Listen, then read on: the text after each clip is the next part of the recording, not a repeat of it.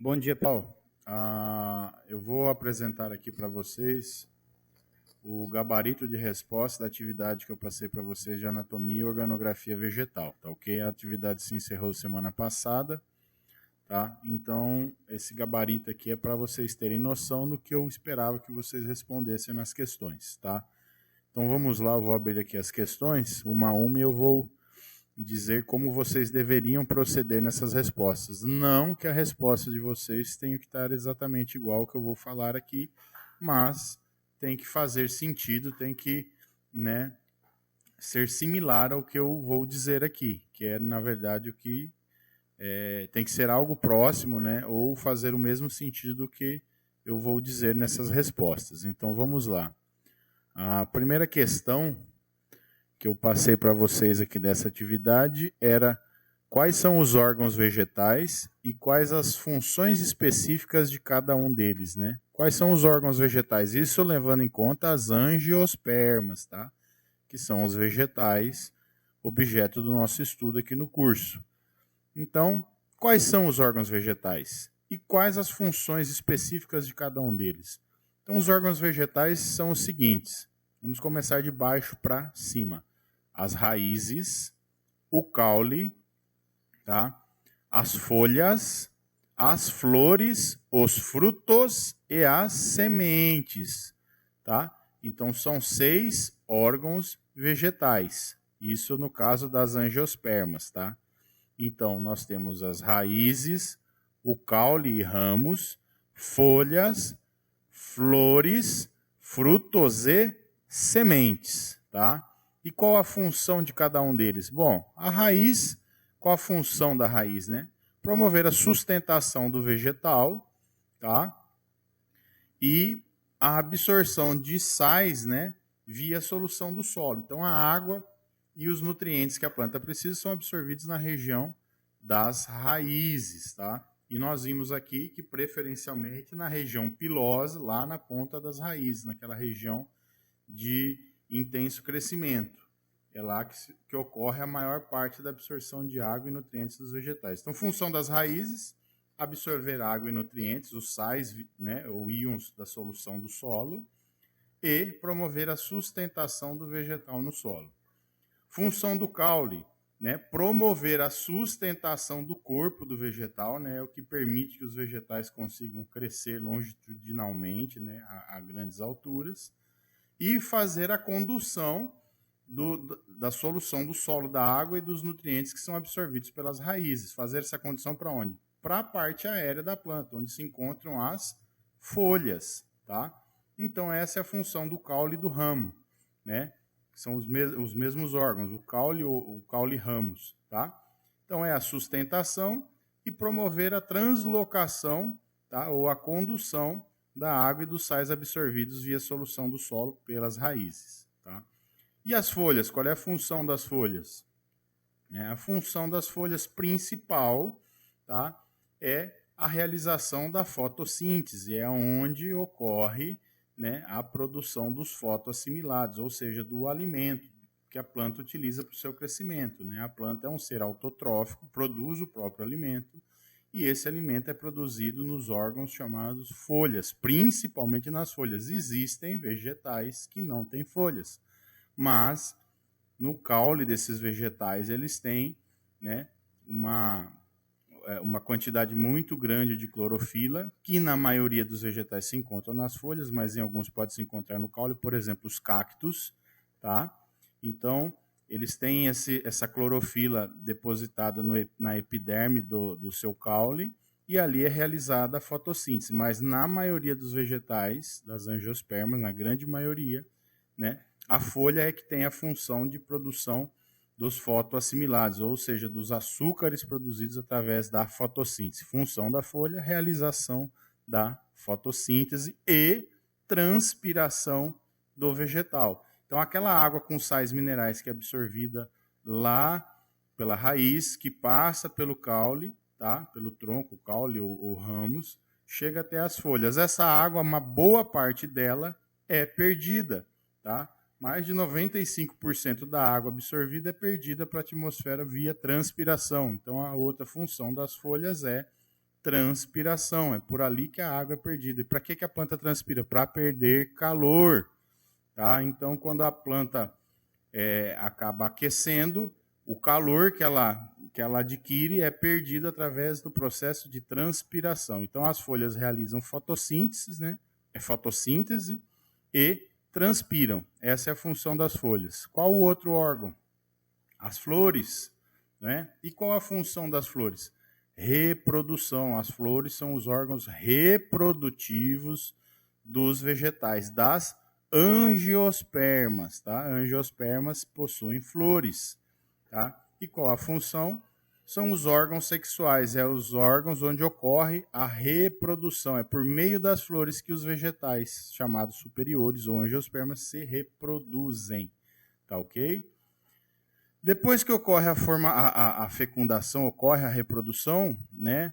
O processo de reprodução dos vegetais por meio da polinização e fecundação, que eu falei para vocês, que vocês viram na aula de sementes também. Tá? Então, ocorre esse processo de polinização e fecundação, e aí as flores sofrem modificações e se transformam em fruto. O ovário da flor se transforma em fruto. Então, o outro órgão vegetal é o fruto. E qual é a função do fruto? Né?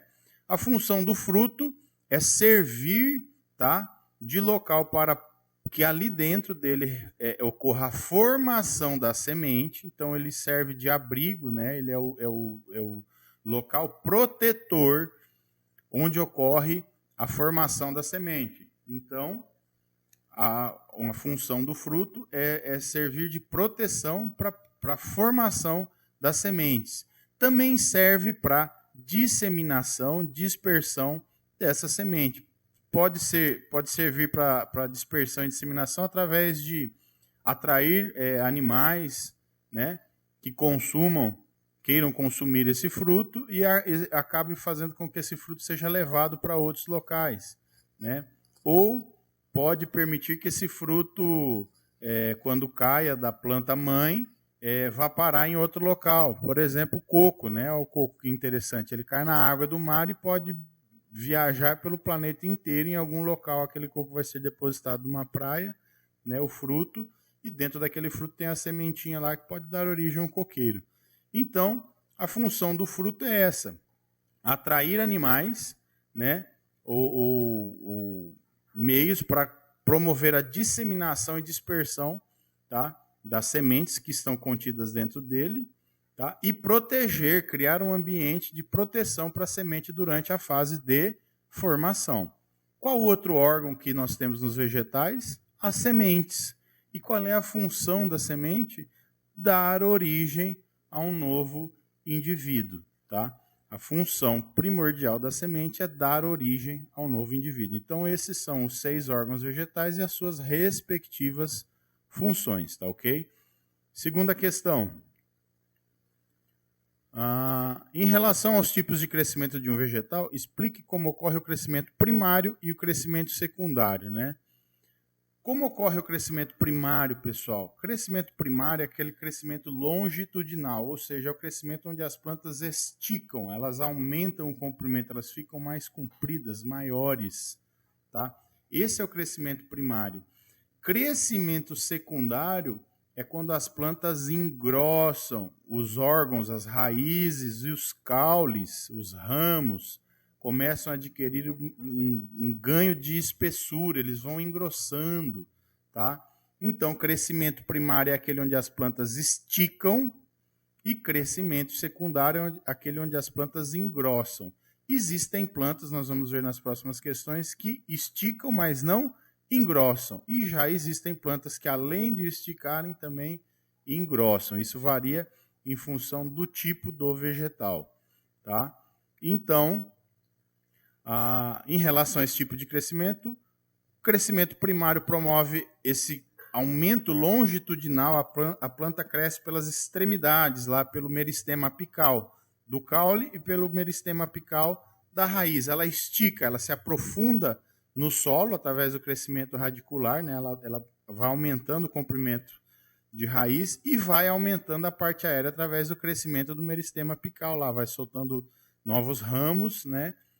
e ela vai esticando. Então, o crescimento primário é esse crescimento longitudinal, onde as plantas esticam. Crescimento secundário é quando as plantas engrossam. As estruturas já formadas no crescimento primário acabam adquirindo um aumento de espessura, ou seja, as raízes e os caules começam a engrossar. Esse é o secundário. Tá? Terceira questão aqui. Levando-se em conta o tipo de semente das angiospermas, né, o tipo de semente em relação ao número de cotilédones, cite qual o grupo vegetal que apresenta apenas crescimento primário e o outro que apresenta ambos, crescimento primário e crescimento secundário. Então, em relação ao número de cotilédones, tá, eu quero saber qual é o grupo vegetal que só tem crescimento primário e qual é o grupo vegetal que tem crescimento primário e secundário. Pessoal, o grupo das monocotiledôneas, ou seja, os vegetais que possuem sementes com apenas um cotilédone, apresenta somente crescimento primário. Eles só esticam, eles não engrossam, eles têm uma espessura determinada geneticamente. Você nunca vai ver uma planta monocotiledônea crescendo, adquirindo volume, o tronco engrossando, tá? O caule e as raízes engrossando. Você nunca vai ver isso, porque as monocotiledôneas, ou seja, aquele grupo de vegetais onde a semente apresenta apenas um cotilédone, apresenta somente crescimento primário. Já as dicotiledôneas ou eudicotiledôneas, que são os vegetais que possuem sementes com 2 cotilédones, esses apresentam crescimento secundário. Ou seja, as dicotiledôneas ocorre um desenvolvimento, tá, do caule e das raízes, né, caule, ramos e raízes, onde ocorre o aumento de espessura, tá, desses órgãos. Então, nas dicotiledôneas ocorre o crescimento secundário. Nas monocotiledôneas ocorre o crescimento primário. Tá? Lembrando que nas dicotiledôneas ou eudicotiledôneas, ela pode ser chamada por dicotiledônea ou eudicotiledônea, ocorrem os dois crescimentos. O primeiro é o primário, tá? Na fase de formação da plântula, tá? Enquanto a planta está esticando, ela está crescendo, está correndo primário. Mas passado, né, com um tempo, aqueles tecidos que promovem o crescimento primário vão se modificando, se diferenciando, e vai ocorrendo a formação de novos grupos de tecidos e ocorre o espessamento, principalmente dos caules, dos troncos, né? Caules, ramos e troncos e raízes. Então, nas dicotiledôneas ou eudicotiledôneas ocorre crescimento primário e secundário. Quando você ver uma árvore com tronco espesso, pode ter certeza, aquela árvore é uma eudicotiledônea ou dicotiledônea. A semente dela apresenta 2 cotilédones. Então, sempre que vocês verem vegetais que apresentam espessamento, aumento de diâmetro de raízes e tronco, caule, ramos, esses vegetais são dicotiledôneos ou eudicotiledôneos, tá ok? Terceira pergunta, na verdade, quarta pergunta, né? Quarta pergunta.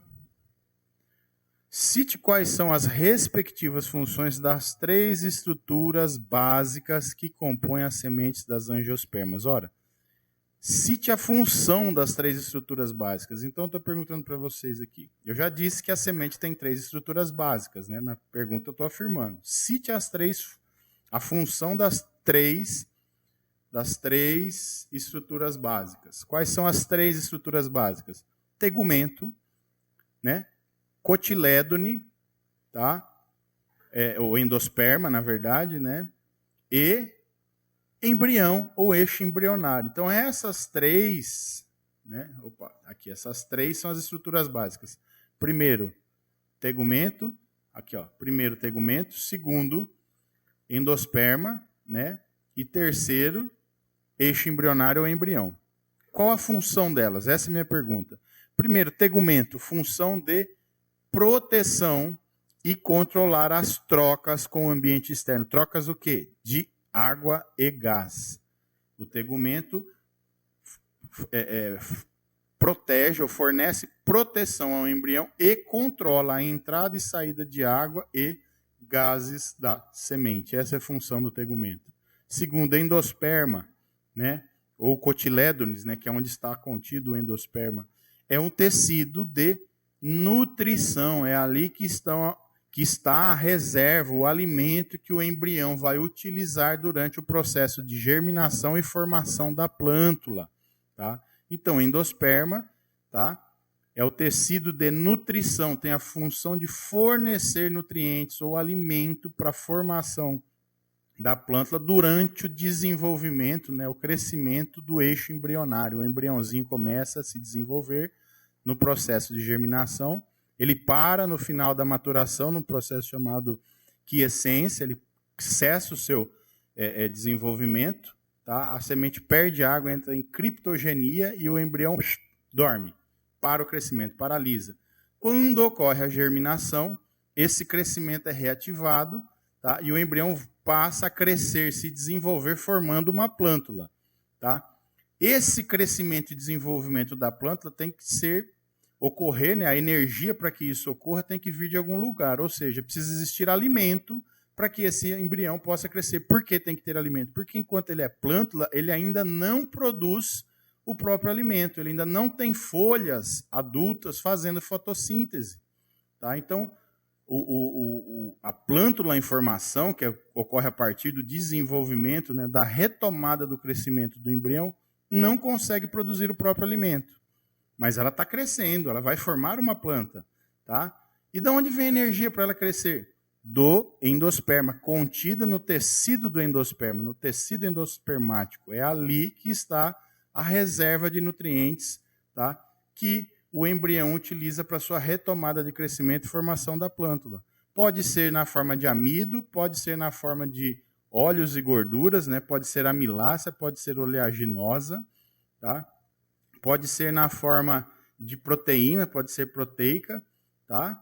Então, esse tecido endospermático, esse endosperma, é um tecido de reserva onde está contido a energia ou o alimento que vai ser processado lá na respiração celular para formar ATP, para gerar energia para o crescimento, tá?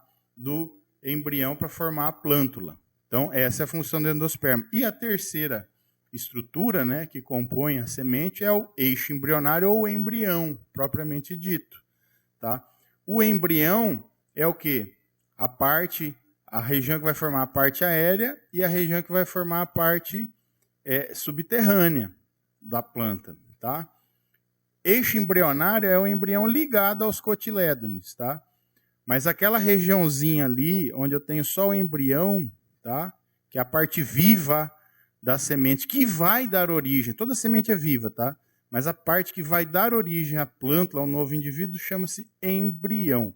Então, qual é a função do embrião? Dar origem ao novo indivíduo. É ele que vai formar a plântula que vai dar origem a uma planta adulta, um indivíduo adulto.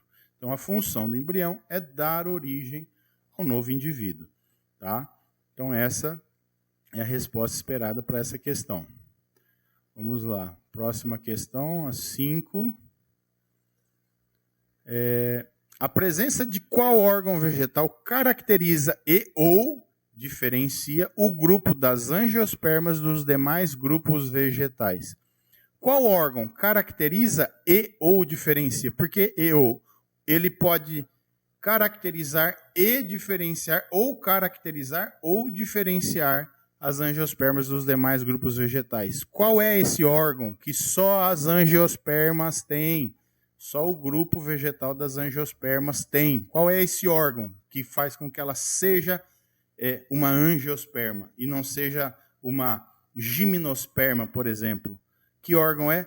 As flores. As flores. Esses são os órgãos vegetais que caracterizam as angiospermas. Somente as angiospermas possuem flores. Somente as angiospermas se reproduzem por meio de flores, tá? E é por isso que na aula de sementes e na aula sementes eu vou falar muito sobre flores, na aula de anatomia eu vou falar bastante sobre flores, porque o grupo das angiospermas, o maior grupo vegetal de interesse agronômico para nós humanos, é o das angiospermas e elas possuem flores. Já foi falado nas questões anteriores que a função da flor é a reprodução, tá? Então, as angiospermas são caracterizadas pela presença de flores. E entender as flores é importantíssimo. Por quê? Porque o vegetal só vai reproduzir se ocorrer o processo de polinização e fecundação das flores. Só assim nós vamos ter a formação de frutos, seja para a produção de alimentos, seja para a produção de fibras vegetais, seja para o que for, tá? E só assim eles vão produzir sementes, porque tem que ocorrer a fecundação lá, né, o processo de polinização e fecundação para dar origem ao processo de formação das sementes.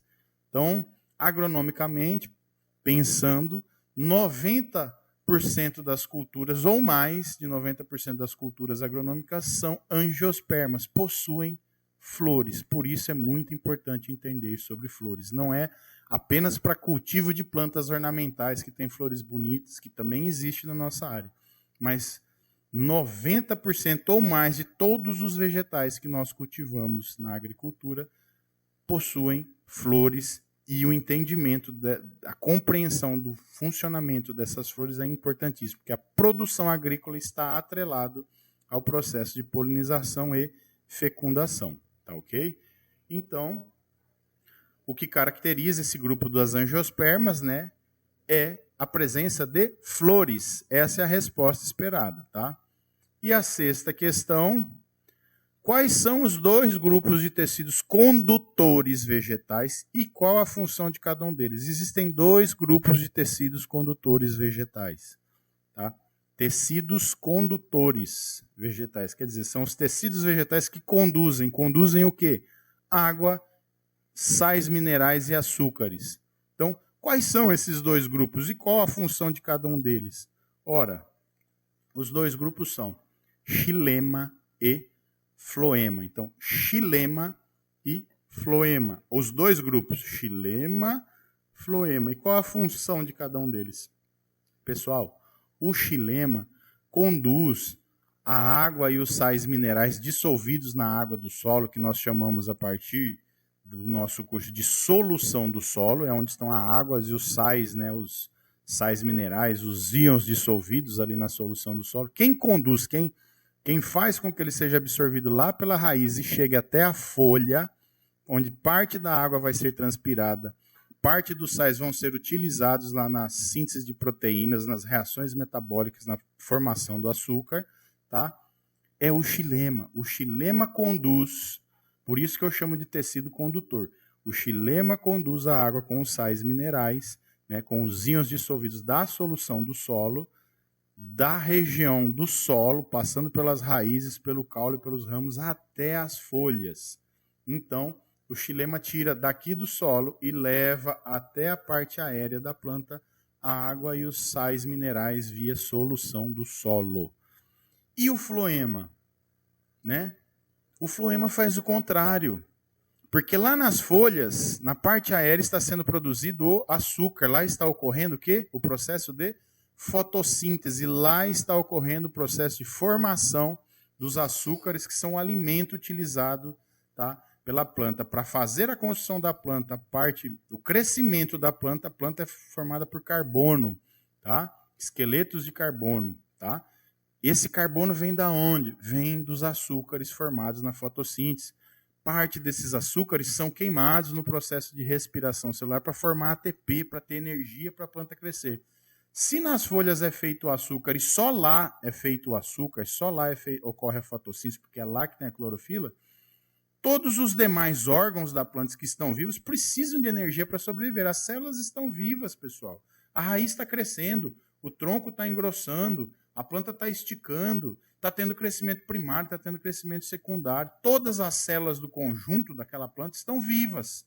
Essas células vivas precisam de energia. Mas se as células não são fotossintetizantes, se elas não produzem o alimento, elas têm que se alimentar de algum lugar. Da onde vem?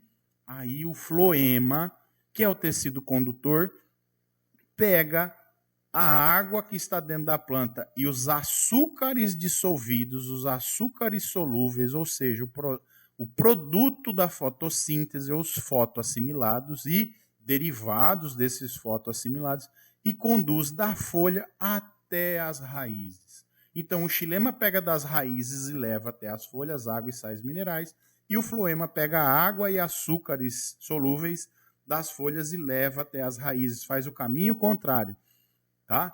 Nesse caminho, ele vai deixando, né, substâncias que vão sendo utilizadas por essas células que estão ao redor do floema para a sua manutenção, para a sobrevivência. Então, floema é isso, é um tecido condutor que traz água com açúcares solúveis, né, com fotoassimilados da região das folhas até as raízes. E no caminho vai nutrindo todo o tecido vegetal da planta.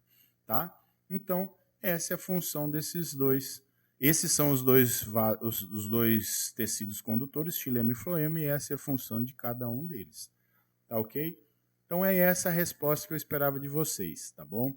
Eu estou corrigindo ainda os trabalhos, eu faço por um método de comparação entre um aluno e outro. É demorado esse processo de correção, eu ainda não terminei, tá? Alguns alunos têm me perguntado, professor, você não lançou nota, tal, mas fiquem tranquilos que vai ser lançado. Como eu faço comparação, é um pouquinho chato esse processo e demorado, e eu estou dando 4 disciplinas, tem trabalho pra cacete aqui para avaliar, e eu ainda não dei a nota para vocês. Estou avaliando, já avaliei a grande maioria, mas ainda não lancei a nota aí no Moodle, tá? Mas fiquem tranquilos, tá? Lembrem-se que se a resposta de vocês tem algum sentido parecido ou é similar ao que eu falei aqui, vocês terão, né, uma boa nota. Esse sistema de avaliação que eu uso é o seguinte, o aluno que teve a melhor resposta, que para mim foi a resposta a melhor, esse aluno tem a nota mais alta. Aí eu vou comparar os outros alunos com essa resposta desse aluno.